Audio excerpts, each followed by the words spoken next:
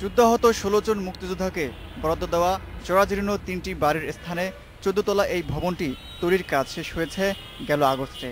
ভবনের ৮৪টি ফ্ল্যাটের মধ্যে ওই ১৬ জন সহ মোট ৩৩ জন যুদ্ধাহত মুক্তিযোদ্ধাকে বরাদ্দ দিয়েছে মুক্তিযোদ্ধা কল্যাণ ট্রাস্ট।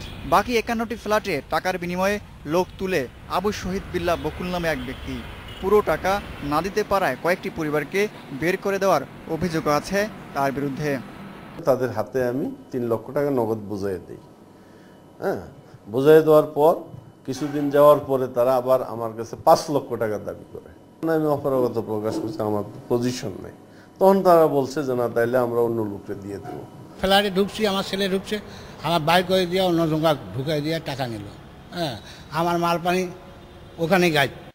এখানেই শেষ নয়, বকুলের বিরুদ্ধে জাকির হোসেন ও গজনবী রোডে ট্রাস্টের ২টি বাড়ি এবং মুক্তিযোদ্ধা টাওয়ারের ৩টি ফ্ল্যাট দখলে রাখার অভিযোগ আছে।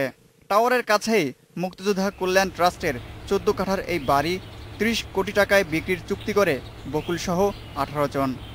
৩২ জনকে সরকার দিছে, মন্ত্রী বরাদ্দ দিছে।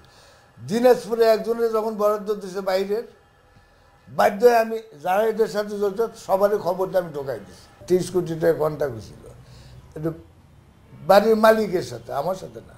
আমার সাথে কন্ট্যাক্ট হয়েছিল ১৫ কোটি। এসব বিষয়ে ক্যামেরার সামনে কোনো কথা বলতে রাজি হননি মুক্তিযোদ্ধা কল্যাণ ট্রাস্টের ব্যবস্থাপনা পরিচালক। তবে ফ্ল্যাট বেদখলে থাকার সত্যতা স্বীকার করে মন্ত্রী জানান, বিষয়টি খতিয়ে দেখছেন তিনি। ১৫ জনের সাক্ষাৎকার নিয়েছি, তার মধ্যে দেখা গেছে ৮ জন তারা মানে যুদ্ধাহত মুক্তিযোদ্ধা নন, কিন্তু তারা সেখানে উঠে গেছেন। আমরা এই মাসের মধ্যেই আপনার তালিকাটা চূড়ান্তকরণ করব।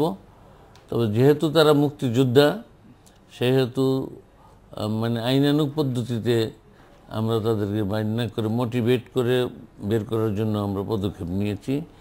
মুক্তিযোদ্ধা টাওয়ারের ফ্ল্যাট বরাদ্দ নিয়ে অনিয়ম বন্ধে প্রধানমন্ত্রীর সরাসরি হস্তক্ষেপ চান যুদ্ধাহত মুক্তিযোদ্ধারা।